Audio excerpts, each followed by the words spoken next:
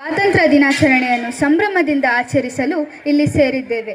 August 15 ಎಂದರೆ ಕೇವಲ ಒಂದು ದಿನವಲ್ಲ, ಅದು ನಮ್ಮ ಪೂರ್ವಜರು ಬರೆದ ತ್ಯಾಗದ ಮಹಾಕಾವ್ಯದ ಕೊನೆಯ ಪುಟ. ವ್ಯಾಪಾರದ ಉದ್ದೇಶದಿಂದ ಬಂದ ಬ್ರಿಟಿಷರು ಇಲ್ಲಿಯ ಅಪಾರ ಸಂಪತ್ತನ್ನು ಕಂಡು ಅದನ್ನು ತಮ್ಮದಾಗಿಸಿಕೊಳ್ಳಲು ಸ್ಥಳೀಯ ರಾಜರುಗಳ ದ್ವೇಷವನ್ನೇ ಅಸ್ತ್ರವಾಗಿ ಬಳಸಿಕೊಂಡರು. ದೇಶವನ್ನು ತಮ್ಮ ಹಿಡಿತಕ್ಕೆ ತೆಗೆದುಕೊಂಡರು. ಬ್ರಿಟಿಷರು ನೀಡುವ ಹಿಂಸೆ, ದೌರ್ಜನ್ಯ, ಶೋಷಣೆಯಿಂದ ಭಾರತೀಯರನ್ನು ಮುಕ್ತಿಗೊಳಿಸಲು ಅದೆಷ್ಟೋ ವೀರರು ಮುಂದೆ ಬಂದರು. ಕ್ರಾಂತಿ ಮಾಡಲು ಬಂದೂಕು ಮಾತ್ರ ಬೇಕಿಲ್ಲ, ಹೃದಯದಲ್ಲಿ ಬೆಂಕಿ ಬೇಕು ಎಂದು ಯುವಕರಿಗೆ ಕರೆ ಕೊಟ್ಟು ಬಂದಿಯಾಗಿರುವುದಕ್ಕಿಂತ ಸಾಯುವುದೇ ಲೇಸು ಎಂದು ಚಂದ್ರಶೇಖರ್ ಆಜಾದ್ ಸ್ವಾತಂತ್ರ್ಯ ಹೋರಾಟಕ್ಕೆ ಹೆಜ್ಜೆ ಇಟ್ಟರು. ಬ್ರಿಟಿಷರ ಎದುರು ಧೈರ್ಯವಾಗಿ ನಿಂತು ಆಜಾದ್ ಆಗಿಯೇ ಬದುಕಿ, ಆಜಾದ್ ಆಗಿಯೇ ಮಡಿದ ಕ್ರಾಂತಿಕಾರಿ. ಇಂಕ್ವಿಲಾಬ್ ಜಿಂದಾಬಾದ್ ಎಂಬ ಘೋಷಣೆಯ ಮೂಲಕ ಭಗತ್ ಸಿಂಗ್ ಬ್ರಿಟಿಷರ ಸಿಂಹಾಸನವನ್ನೇ ನಡುಗಿಸಿದರು. ಜೈ ಹಿಂದ್ ಎನ್ನುತ್ತಾ, ನೀವು ನನಗೆ ರಕ್ತ ಕೊಡಿ, ನಾನು ನಿಮಗೆ ಸ್ವಾತಂತ್ರ್ಯ ಕೊಡುತ್ತೇನೆ ಎಂದು ಘೋಷಿಸಿದ ಧೀರ ನಾಯಕ ನೇತಾಜಿ ಸುಭಾಷ್ ಚಂದ್ರ ಬೋಸ್. ಸ್ವಾತಂತ್ರ್ಯವನ್ನು ಬೇಡಿ ಪಡೆಯಲು ಸಾಧ್ಯವಿಲ್ಲ, ಅದನ್ನು ಕಸಿದುಕೊಳ್ಳಬೇಕು ಎಂದರು. ಕರ್ನಾಟಕದ ಕಿತ್ತೂರು ರಾಣಿ ಚೆನ್ನಮ್ಮ ನನ್ನ ನಾಡು, ನನ್ನ ಸ್ವಾಭಿಮಾನ ಎಂದು ಬ್ರಿಟಿಷರಿಗೆ ಸವಾಲೆಸೆದರು. ಸಂಗೊಳ್ಳಿ ರಾಯಣ್ಣನಂತಹ ಕ್ರಾಂತಿವೀರರು ಉದಯಿಸಿದರು.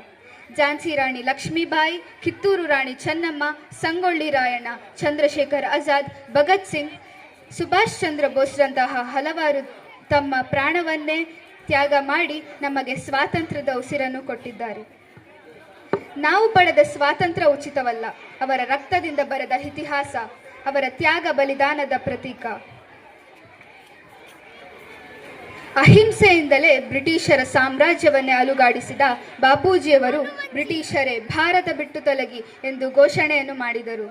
ಗಾಂಧೀಜಿಯವರ ಶಾಂತಿ ಮಾರ್ಗವನ್ನು ಹಿಡಿದು ಲಾಲ್ ಬಹದ್ದೂರ್ ಶಾಸ್ತ್ರಿ, ಬಿಪಿನ್ ಚಂದ್ರಪಾಲ್, ಬಾಲಗಂಗಾಧರ್ ತಿಲಕ್, ಜವಾಹರ್ಲಾಲ್ ನೆಹರು, ಸರ್ದಾರ್ ವಲ್ಲಭಭಾಯಿ ಪಟೇಲ್ ಮುಂತಾದವರು ಸ್ವಾತಂತ್ರ್ಯಕ್ಕಾಗಿ ಹೋರಾಡಿದರು. ಈ ಹೋರಾಟದ ಫಲವಾಗಿ 1947ರ ಆಗಸ್ಟ್ 15ರಂದು ಭಾರತ ಸ್ವಾತಂತ್ರ್ಯವಾಯಿತು. ಈ ಸಂದರ್ಭದಲ್ಲಿ ಈ ಮಹನೀಯರನ್ನು ನೆನೆಯುವುದು ಪ್ರತಿಯೊಬ್ಬ ಭಾರತೀಯರು ಅವರಿಗೆ ನೀಡುವ ಗೌರವ. ಸ್ವಾತಂತ್ರ್ಯರಾದ ನಾವು ನಮ್ಮದೇ ಆದ ಕರ್ತವ್ಯಗಳಿವೆ. ಅವುಗಳೆಂದರೆ ವಿದ್ಯಾರ್ಥಿಗಳಾದ ನಾವು ದೇಶದ ಭವಿಷ್ಯ. ಆದ್ದರಿಂದ ಶಿಕ್ಷಣವನ್ನು ಕೇವಲ ಉದ್ಯೋಗಕ್ಕಾಗಿ ಬಳಸದೆ ದೇಶದ ಬೆಳವಣಿಗೆಗೆ ಬೆಳೆಸಬೇಕು.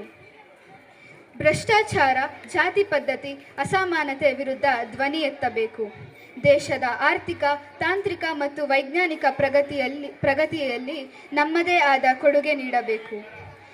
ದೇಶ ನಮಗೆ ಏನು ನೀಡಿದೆ ಎನ್ನುವುದಕ್ಕಿಂತ ನಾವು ದೇಶಕ್ಕೆ ಏನು ನೀಡಿದ್ದೇವೆ ಎನ್ನುವುದೇ ಮುಖ್ಯ. ಕೊನೆಯದಾಗಿ ನಮ್ಮ ಗಡಿಯಲ್ಲಿ ನಿಂತು ನಮ್ಮನ್ನು ಕಾಯುವ ಸೈನಿಕರಿಗೆ ವಂದನೆಗಳು. ನಾವೆಲ್ಲ ಒಗ್ಗಟ್ಟಿನಿಂದ ಬಾಳೋಣ, ಭಾರತವನ್ನು ವಿಶ್ವಗುರು ಮಾಡೋಣ. ಇಷ್ಟು ಮಾತನಾಡಲು ಅವಕಾಶ ಕೊಟ್ಟ ತಮ್ಮೆಲ್ಲರಿಗೂ ಧನ್ಯವಾದಗಳನ್ನು ತಿಳಿಸುತ್ತಾ ನನ್ನ ಭಾಷಣವನ್ನು ಮುಕ್ತಾಯಗೊಳಿಸುತ್ತೇನೆ.